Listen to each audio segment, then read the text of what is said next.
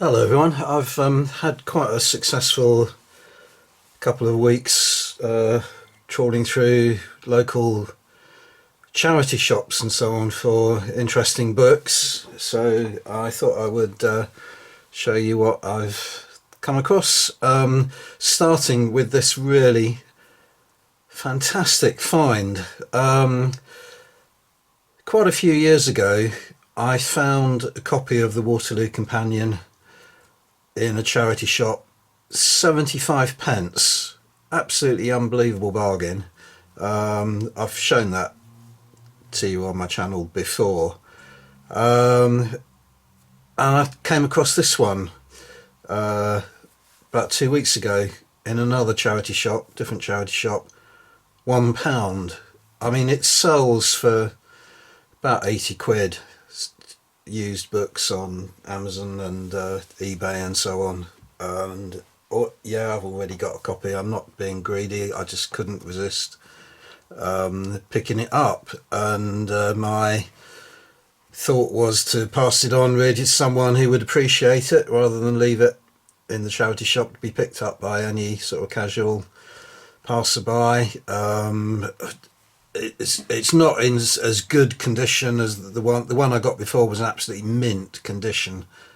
Still got it on my bookshelf, obviously. This one, it's got a little bit, it's getting a little bit worn, and if you look at it closely, someone's obviously used it as a surface to be writing on, maybe a child. So you can see a few indentations of writing on it. Someone was obviously had a piece of paper or something on it and was using it as a table. But the inside it is still in very good condition. So it's really just the flyleaf that's got a bit of wear and tear on it. Absolutely incredible book. Can't believe my luck in finding a second one going at such a knockdown price. Yeah, my first intention was to pass it on to someone. I tried to get hold of Tim at the Napoleonic Wargaming channel, but he doesn't seem to read his emails that often, and so I'd commented on one of his videos and he hasn't got back to me. But I thought if he didn't have a copy, I'm sure he has, that he could pass it on through his own War Games channel. But I've changed my mind now. I think what I'm going to do is the next time I go to a War Game show, not quite sure when that will be, I'll put it on the bring and buy and make a little bit of a profit off of it, sort of finder's commission if you like, and then use the money at the show. So it's a way of paying a little bit for my wargaming hobby.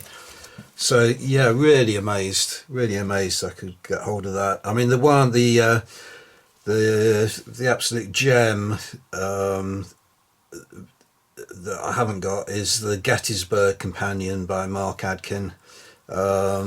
That's a lot harder to find nowadays. I saw it being the £200 asking price for it on Amazon when I was looking this one up the other day, just to see how much it's going for at the moment. So yeah, Gettysburg Companion, I'd really like to get my hands on that. And I've got the Sharp Companion, but they also did one, the Trafalgar Companion, which would be an interesting book to get hold of. But anyway, £1, I mean, absolute bargain. In another shop on the same subject of Waterloo, I found this. This is actually I can't remember. It's about when exactly it came out. It's fairly recent, this century, but not 2006. Who Won Waterloo? The Trial of Captain Cyborn by Barry Van Danzig. Now, what this is about is he is a kind of wargamer. I can vaguely recall reading an article about this model of Waterloo that he built in one of the War Games magazines some years ago. But essentially, inspired by the two Cyborn models, one of which is in the now in the National Army Museum in Chelsea. I think the other one's up in the Leeds Armoury. Cyborn, I won't go into the whole history of Cyborn's models, but he basically, in the first half of the 19th century, wrote to a lot of the surviving officers of Waterloo to obtain first-hand accounts of the battle. That is, incidentally, is how we, nowadays have so much information on the Battle of Waterloo. But his aim was to build some models that he would put on display. The first one was in, I think it was called the Egyptian Hall in Piccadilly. Both commercial failures, but the models survived.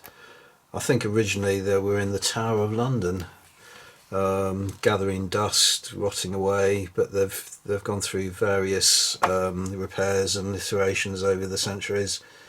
But anyway, the author was his aim was to make his own model of the Battle of Waterloo using War Games figures. They look like 25mm scale, kind of old-fashioned minifig type figures, and then play out the battle, which of course you can't do with Cyborn's models because the figures are static on the table. Play out the battle and just analyse it in minute detail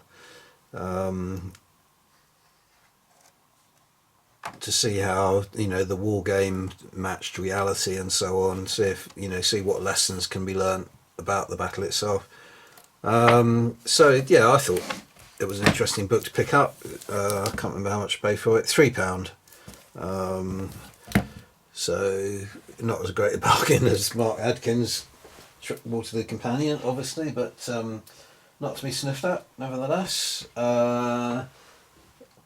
Napoleonic themed books. The only other one I picked up in a shop that I go to quite regularly that often seems to have Ospreys going was this one, another one of the Men at Arms series, Austrian Auxiliary Troops, 1792 to 1816. Not much more to be said about Osprey books. I'm sure you're all familiar with them. I picked these books up simply because they're quite a good price. Used to be £2.50, they now charge £3 for them, but it's still, slightly under what you would pay if you saw that on a bring and buy at a War Games convention. So yeah, I thought I'd go for it. Add it to my steadily increasing stock of Osprey books. Then I saw this one, Uniforms, Weapons and Equipment of the Civil War. Now, I think all of these illustrations in books on my bookshelves already. They look very familiar. I think basically what this is a kind of condensed, almost pocket size reproduction of some of those books I have already, but I thought I just think it's nice, a nice reference book. There's virtually a uniform detail on every page or every other page, and where there's not, there are nice photographs of equipment and accoutrements and so on. So while I'm pretty sure I have this in another form on my bookshelf already, I couldn't resist duplicating it and picking it up. I think it's very nice, handy little reference book for Uniforms, Weapons and Equipment of the Civil War. I paid £1.75 for that, so not bad at all. Sort of slightly off of the wargaming theme, I suppose, more in the sort of historical genre, but I saw this going, The Bone Chests, Unlocking the Secrets of the Anglo-Saxons by Cat Jarman. Reason I noticed this and picked it up is I'm often being it's often coming up as a suggested reading on Amazon, or based on my previous purchases on Amazon. They're often recommending that I pick this book up, and so I did, but not from Amazon. I got it for £5 from a charity bookshop. So it's basically the story. A lot of the Anglo-Saxons' king's bones were stored in chests in Winchester Cathedral, I believe, and they were ransacked and damaged during the Civil War. The Puritans, obviously, not keen on the royal family anyway, but also not keen on venerating almost like relics and that sort of thing. So they were disrupted and so on. And this is the story of the bones that were in those chests, and the kings that they belong to. Anyway, enough on that. Similar period. Saw this painted Labyrinth, the world of the Lindisfarne Gospels. Got this more for the beauty of the photographs and the illustrations.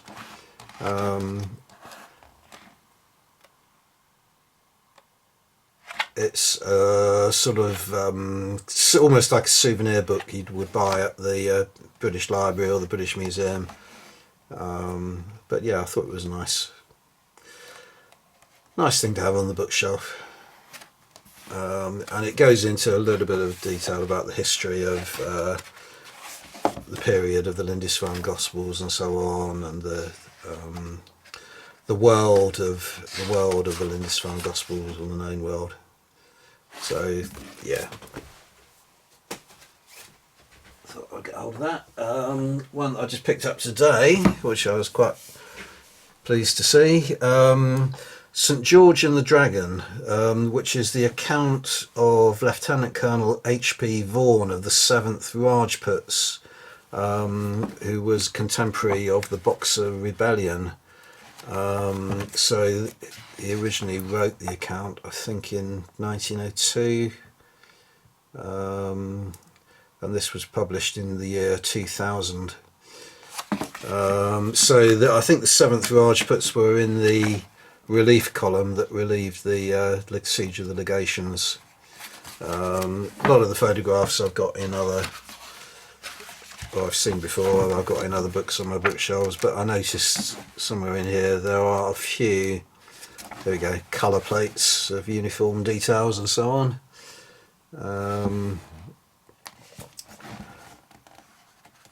So quite nice to have. I don't think I've seen any of these plates before. Japanese, Russian, Sikh and Indian colonial forces and so on. There we go. Number 12 Field Battery Royal Artillery, Duke of Connaught's own Rajput Infantry in marching order, Sepoy of the Mountain Infantry, Russian Cossack and Infantry, Japanese Engineers and Artillery, Japanese Cavalry, and the 2nd Battalion of the Royal Welsh Fusiliers on the 4th page. So they are the Royal Welsh Fusiliers now. Yeah, so another book to add to my collection on the Boxer Rebellion.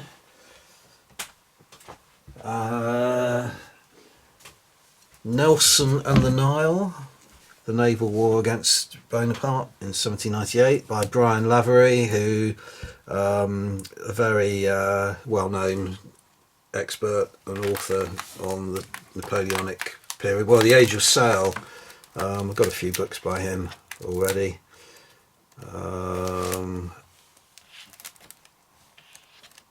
So don't know when I'll get around to reading it, but thought it was worth purchasing for the grand price of £1.50. It's clearly been aging on someone's bookshelf. This is how a lot of my books have turned out, that the bit that's exposed to daylight especially red colours, tends to oxidise and go that sort of paler colour. But it's not in bad condition really. Again, it's all damage to the cover rather than the book itself. The War of the Spanish Succession by James Faulkner. This is in the Pen and Sword, Pen and Sword library. Hardly looks as though it's been touched.